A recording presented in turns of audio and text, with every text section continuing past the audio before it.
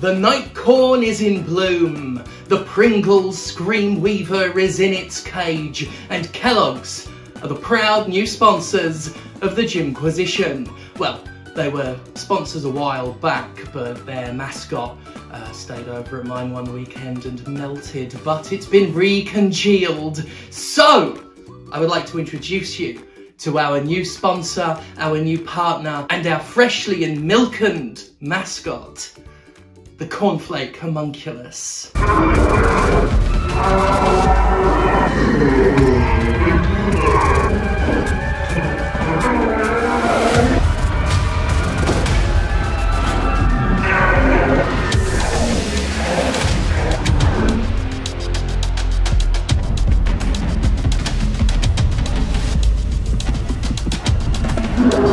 God saved his bed when he made you.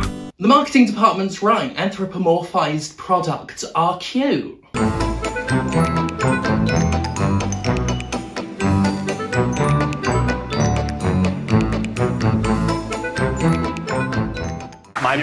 My body is ready. Oh! Hello everyone, James Stephanie Sterling here, PCW Women's Champion. We're here to celebrate today. No, we're not celebrating my championship, although we should. We are celebrating, we are remembering, reminiscing, waxing nostalgic about the Electronic Entertainment Expo, or the Electronic Entertainment Expired, as the case may be. There's no more E3. There was gonna be an E3, but there ain't no E3 now. So join me as we look at the cancellation of E3, why I'm being so, well, let's just say non-commiseratory about it, and then let's take a look back at my best moments of the history of E3. Settle down, fuck butter, lube up your topic hole and prepare to receive my 3.5 raw inches of hard, throbbing subject matter. After years of limping along, that massive monument to masturbatory marketing, the Electronic Entertainment Expo, has officially been stuffed into a trash bag and dumped in that river by the old factory where that girl died. After several years away, E3 2023 was going to return to LA as an in-person event, but it's been cancelled. And it looks like E3 is done. E3 is over, done, kaput, and honestly, I'm not surprised. The writing has been on the toilet stall door for quite some time now. While Nintendo pulling out of annual E3 press conferences made it an outlier in 2013, it certainly isn't alone today. Indeed, this is one of the main reasons E3 2023 was screwed since at least the start of this year. Nintendo had already confirmed that it had made the decision not to attend E3, and then reports came out that Xbox and PlayStation would be following suit. Sweet. Suit. The years since Nintendo's original E3 snub have seen more and more publishers figure that maybe they don't need a huge expensive trade show to get their game announcement out there. Nintendo Directs drop online whenever Nintendo wants them. Both the PlayStation and Xbox brands eventually adopted the formula, with Microsoft having already announced its own LA-based Xbox showcase, seemingly independent of E3 2023.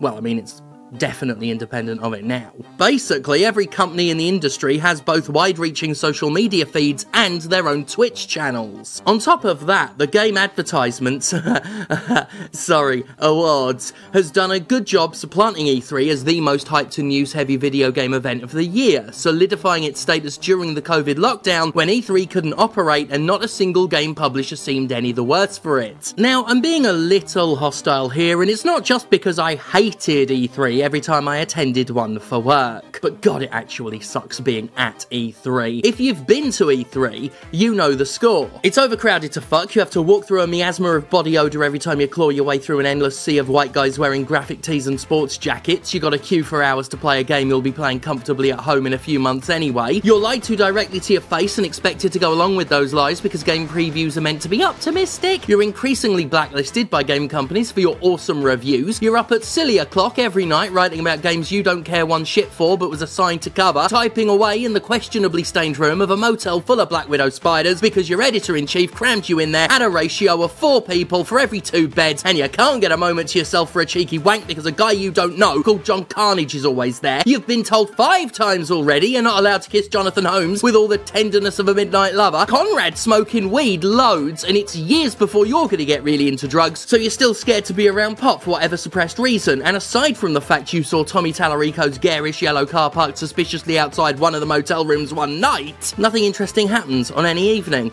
because the only thing that is going on are industry parties, and you don't understand how anyone else still has any energy for parties because you're fucking exhausted after walking your fat ass around all day, and you're cold and hot at the same time, and also there's no Wi-Fi. I think 1 or 2 of those grievances might be specific to me, but in general this should be relatable to anyone who's ever covered a games event. That press room Wi-Fi, right? Oh, Jonathan. In all seriousness, I actually argued with my editor-in-chief at the time over how worth my time attending events like E3 was, and it's one of the big reasons I ended up leaving my first games media job. They wanted me to go to shit like E3. I wanted to cover it from home because I could do my job better remotely rather than be stuck on a show floor without internet, unable to follow the news properly or find a space in the press room to write anything. And it just struck me that my approach to E3 was actually ahead of the curve. I learned years and years and years ago that I could do things quicker, cheaper, and more efficiently by not attending E3. Shit, almost 10 years ago, this would have been 2014. It would take game companies ages to catch up to me. Anyway, the important part is that about a year after I left, my former editor-in-chief emailed me to say I was absolutely right about everything we argued over regarding my job and what was best for the website. So I've always been the Cassandra of video games. I'm brilliant. Anyway, my grudge against the event itself is only a secondary hostility. The primary, of course, being reserved for its organisers, the Entertainment Software Association. Fuck the ESA. I'm not even sure I have to explain myself at this point, but you know, it's always nice to remember why the ESA is a big bag of shit. We are the game industry is one of the ESA's most popular taglines, and, well, it's reason enough to hate it, right? The game industry is a corrupt, abusive, short-sighted and self-defeatingly profit-hungry beast, the sleaziness and sometimes even crimes of which we've covered 1,000 times over the years. More specifically, the ESA is a lobbying organisation, and since lobbyists only exist to push the political agenda of corporate interests, even if it conflicts with the well-being of the general population, their existence is unavoidably inherently immoral. It's thanks to lobbying that America is so heavily influenced by the corn industry, and why corn syrup is in everything over there, even fucking supermarket bread, despite it being addictive poison that is heavily regulated in other countries. You don't care what the kids eat, huh? Excuse me? That has high fructose corn syrup in it. And? You know what they say about it? Like what? I mean, It's that it's made from corn, it's natural, and like sugar, it's fine in moderation. What do you mean fine in moderation? You put it in a fucking cheese sandwich, cunts! One of the ESA's most insidious little tactics was the Video Game Voters Network, a group designed to look like a collective of politically active video game lovers, but was in fact an example of astroturfing. A lobby group pretending to be the common folk and swindle people into voting their way. Do you get it? Astroturfing. Because it's fake grassroots. Do you get it? The ESA famously supported censorship of the internet via the horrific SOPA and PIPA bills, refusing to pull that support in the face of heavy criticism until after the bills were defeated, at which point it spoke out against them to try and save face. The ESA stood idly by while loot boxes promoted gambling to vulnerable people of all ages, and the ESRB deployed smoke and mirror tactics to fool everyone into thinking that something was being regulated. The ESA and its rating board, the ESRB, basically just cover the industry's tracks and just fuck 'em. I like it when the ESA doesn't achieve things in general. Anyway, speaking of failing, I thought it would be nice to celebrate the best of E3 over the years, looking back at those moments that'll live on forever in our hearts. I may have no love for E3, but it can't be denied. For many years, it was the biggest thing in the gaming calendar, and it was home to many amazing moments, like this. Oh no, no, not that.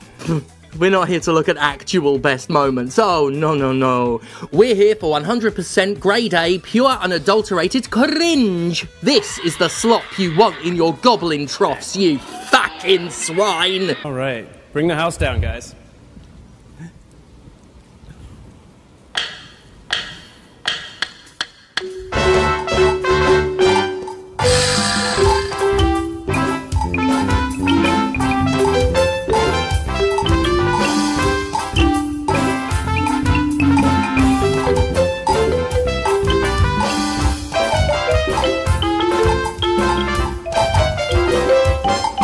The notorious Wii Music demo from Nintendo's E3 2008 showcase was legendary, as adults far too old to be embarrassing themselves like this played with their little white sticks to a numb crowd. Really though, that entire press conference was a shit show. Nintendo was pushing desperately hard the image of a friend-shaped font of happiness, despite being a corpo like the rest of them, and it was fucking creepy, like something out of a damn Paul Verhoeven film, but serious. Well, as you can see, my name is not Reggie. But these days, I do have a lot in common with my boss. We're both having a lot of fun. Oh! I'll make the next one.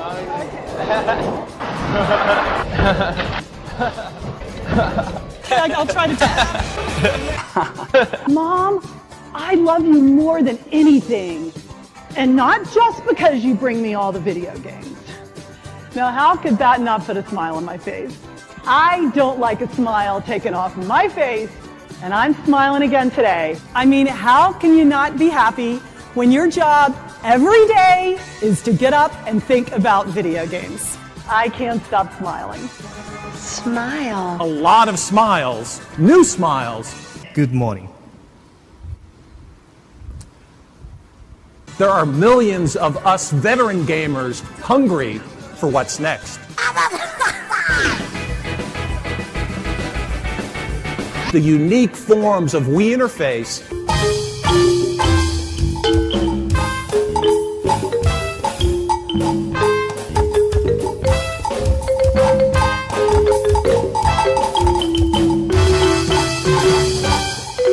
The DS is also the only gaming dedicated platform where you'll find Will Wright's Spore this year.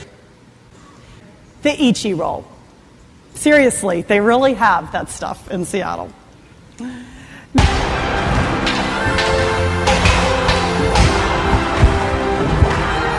Wii creativity is mushrooming. You really like that throttle, don't you, Reggie? My bad wrist action. Little old-fashioned sword dueling. What do you say? just a small taste.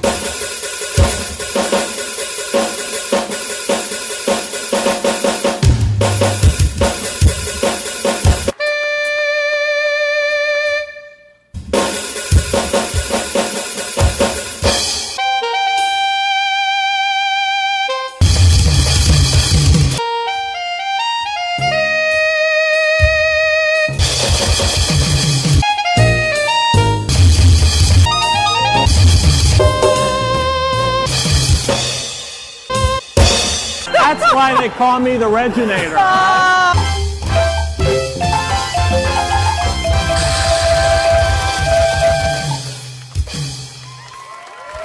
Of course, for true platform holder embarrassment, you can't not go all the way back to E3 2005 and Sony's disastrous PS3 reveal. The PlayStation 3 had a fucking rough time of it throughout its life, and it all started here. Nobody cared about what it was offering, and then there was the price. $599 US. Remember when the advice from Ken Kutaragi was to get a second job if you couldn't afford the PS3? He said he wanted consumers to think, I will work more hours to buy one. We want people to feel that they want it, irrespective of anything else. The arrogance was off the charts. Any product carrying the PlayStation brand has a lot to live up to. And yet again, we delivered on the promise. PSP delivers unsurpassed gaming experiences in a portable system rivaling that of PlayStation 2. PSP uses an optical disc medium called the Universal Media Disc, or UMD. 23 UMD video titles have sold more than 100,000 copies.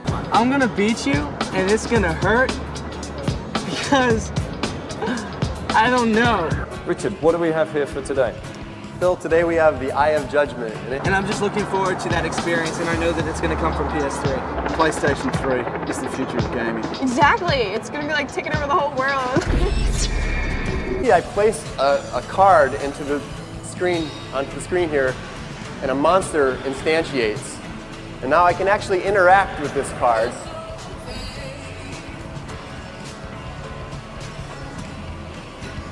Let's see if you can guess what the title is going to be by the way this game will actually start. And I'm sure you're dating yourself by saying that you remember. The game is powered by Namco. It's Riiiiidge Racer.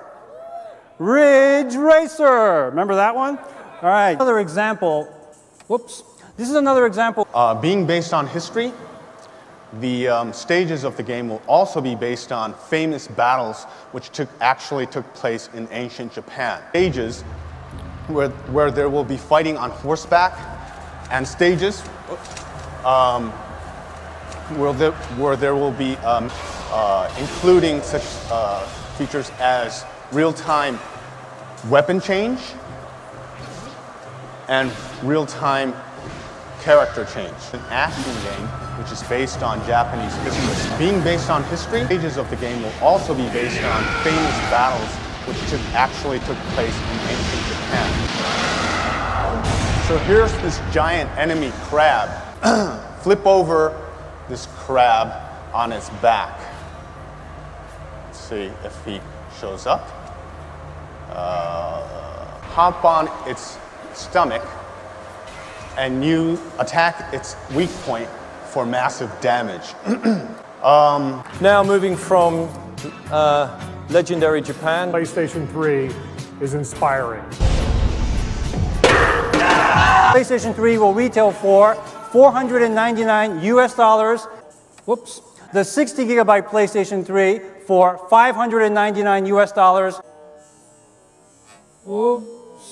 Microsoft was never really interesting enough at these things to have a standout shit show, though it did have its moments, predominantly involving the Kinect, or Project Natal as it used to be known. Skittles, where are you? There you are. Skittles? So this type of facial recognition has never been seen in any consumer electronics product. Get the special coin? Oh, we missed it. We were so close. Go through the door. Oh, we'll get those other coins next time. Next, check out our full body motion capture. So, as you can see, when I start making movements with my avatar,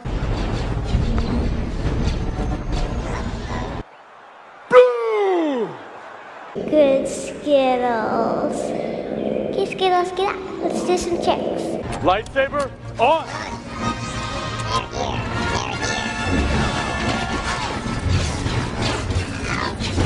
Oh no, Captain Hook! Whoa.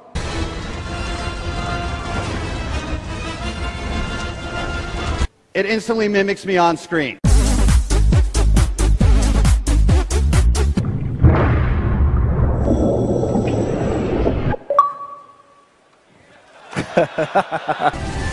Fist bump. Then there was charlatan and inveterate liar Peter Molyneux giving us a glimpse of a dead-eyed little boy called Milo. Milo never happened. Well, not that one anyway, but that's probably a good thing. Firstly, because it was unsettling, and secondly, because Peter Molyneux is a fucking liar, and Milo was only ever going to be another load of shit. Hiya Milo, how you doing? Hi Claire, you okay? Actually, I'm a bit nervous. You? Nervous? I don't believe it. This is the first time that thousands of people are going to see this. Thousands of people? Here we're seeing Claire being recognised, and the emotion in Claire's voice being recognised, and that emotion reflecting in Milo's face. Claire knew Milo so well, she knew when he was worried about something. The head was down, he wasn't looking at the camera so much, and this is about you meeting a character, a person. Well, why don't I help you with yours? Like that? Claire has been thrown a pair of goggles. Notice what she did. This wasn't acted. Claire drew a picture on a piece of paper. The piece of paper was held up to Milo. Natal recognised the piece of paper. Milo? More like Lilo. Did you get? Speaking of Peter Molyneux being a fucking liar, remember Fable The Journey? An on-rails Kinect game that was on rails because it was an on-rails game? Well, Molyneux was obsessively adamant before release that the obviously on-rails game was not an on-rails game. Seemingly for no other reason than he loves lying so much, he'll try and lie about something that self-evidently contradicts him. E3 is home to one of Peter Molyneux's most underrated lies, one where he roped a bunch of game journalists into lying with and for him. During a closed-doors preview event, he made them undersign a statement on a board that said, Fable the Journey was not on rails. Even though it was. I remember when one of my colleagues went to see that game and came back and said that's what happened. I was fucking appalled. It was weird. It was an open showcase of a lack of integrity on the part of everyone involved, but I almost can't blame any journo put in that socially awkward position by him. Almost. Just fucking shocking. And fuck that unresponsive on-rails fucking game. Fucked up my elbow, did Fable the fucking Journey. Hilarious shame ain't just for the big three. One of the most incredible press conferences of all time was put out by Konami at the height of its not giving a fuck. Quiet, claustrophobic, orcs as all get fuck. Truly legendary. And an absolute font of memes at the time. 1 million troops. Extreme. Extreme. Indeed. Extreme. Yeah, right, shut up. Hi.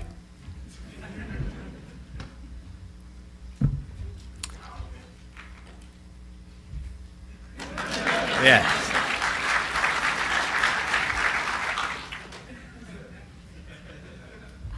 It doesn't matter if you like Anoa and the Vic Viper. No Gradius fans? Vic Viper? Today we prepared an exciting announcement for you all. Oh, come on now. Just don't tease him and let's get on with the announcement. Oh. I was just talking to the sales guy and he's already ordered 1 million mics, which I don't know if that's a big number, but shit. You can compete in the online leaderboards and battle with armies of the more than 1 million troops. 1 million troops. Wow. 1 million troops. I love you guys. Which I don't know if that's a big number, but shit. So wait, you're telling me that it's gonna be Dance Dance Evolution? Dance Dance Evolution? No, no, no. Somebody,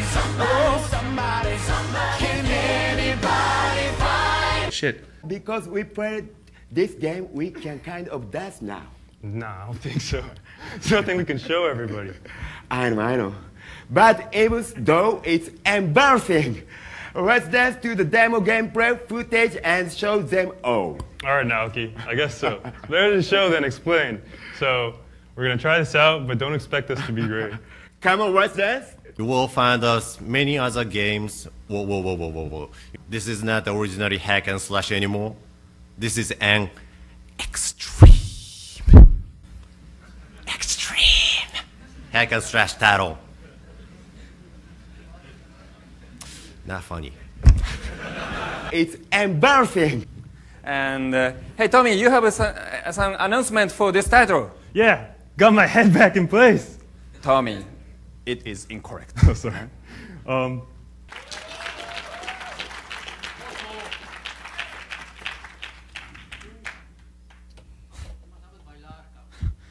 £290. What's that? So these green silhouettes is where I pose, right, Naoki? Yes. And these streaming arrows, I glide my hands along it, right? Yes, of course. So I see these ripples on screen. So that's where I put my hands and feet, right? Yeah. If you just continue to press the same button like X, and Y, and X, and Y again, you'll be sucked. How are you doing, Naoki? Oh, very, very exciting. Well, it's got a little bit more to go. Very, very excited. Afternoon, everybody.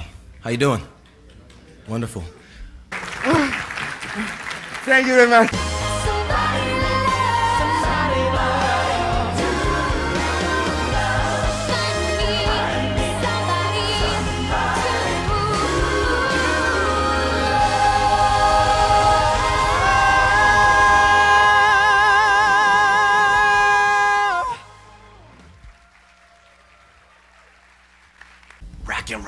Activision once held a show hosted by a clearly high Jamie Kennedy who seemed to have a genuine contempt for the job and those watching him fuck it up. Truly one of those things where a description from me ain't gonna cut it. We're just gonna have to cut to it. exciting. We're at E3, and I just want to say this place is the only place that makes the guys at Comic-Con look like Ocean's 13. Take a minute. Come on, that was... video games, they've been... where are my jokes? Let's welcome the developer of this game from Neversoft, which... Wasn't that the first name for Viagra? I don't... Thank you. It's getting around now. Yes! I did a bunch of programmers walking around with hard-ons. I see some virgins in the audience. Virgins? There's so many virgins in here. Richard Branson is doing this event. All right. That's I got that joke. That wasn't very courteous. So does that mean you have to play it high? Right. Ask me how I'm feeling. I'll be you guys. How you feeling? What? Mm-hmm. And we hope one day, Jamie, you get to grab a chick. Hey, I grab chicks every Friday. But I'm sorry. Excellent. Excellent. It's better than I thought. Recover. Oh, cheesy? I want to bring up now a real man. Oh. Not that you aren't. How much am I getting paid? I am. And you guys know he's English? I enunciate. You do? So I was wondering if I could just do the whole interview as Ozzy Osbourne. Absolutely. All right. Aren't you doing that already? No.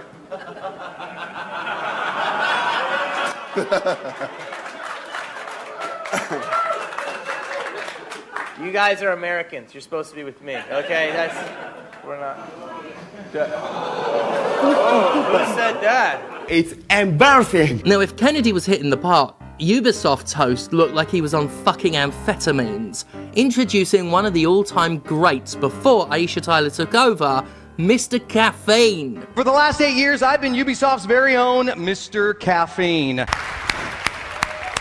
Well, want to come over and play my Wii? We should connect. And thanks to the Sony Move, here, hold my Joy Wand. Yes, I'm not afraid of a few dick jokes, thank you. Yikes! Poop on your toothpaste. Let's go back in time, shall we? Doodle, doodle, doodle, doodle, doodle, doodle, doodle, doodle. Everyone do it with me. Doodle, doodle, doodle, doodle. I said everyone go doodle. Yikes! Those are some standouts, though E3 has enjoyed many fails over the years. I'd give you my genuine favourite good moments, but honestly, truly, I can't fucking think of any. Mostly because I have a memory disorder that primarily targets positive events because of a deep-seated sense of self-loathing, so I can't ever really remember when nice things happen. E3 is done. And honestly, nothing of contemporary value was lost. Years ago, when social media was not as ubiquitous as it once was, when industry news could be better centralised and not everyone was doing live streams, E3 served a decent marketing purpose. In a world where any company can reach millions of people at any time, instantly, for the price of a tweet, it just makes no financial sense to set up a big booth in the LA Convention Centre and pretend to like journalists for a week. One day though, E3 or not, I will kiss Jonathan Holmes. I'm sure there's many things I've forgotten. You know, was it E3 where Don Matrix said that if you didn't like the always online DRM of the Xbox One, that you could just keep playing the Xbox 360? Just the amount of corporate arrogance at E3 has always been amazing, and we'll have to look elsewhere for that, I suppose. But otherwise, I think I'm done. It's been a bit of a bumper episode, but then it was a bit of a special occasion, so I'm gonna go. My next confirmed wrestling booking, if you do want to check me out, is in Preston, April 22nd for PCW, where I will be representing as the women's champion, be it in a triple threat match. It's going to be exciting. Otherwise, thank you all so much for supporting us on the patreon.com/Jimquisition. Thank God for me, James Stephanie Sterling, signing off. Maybe there'll be another E3 one day, maybe. Who knows? Who cares?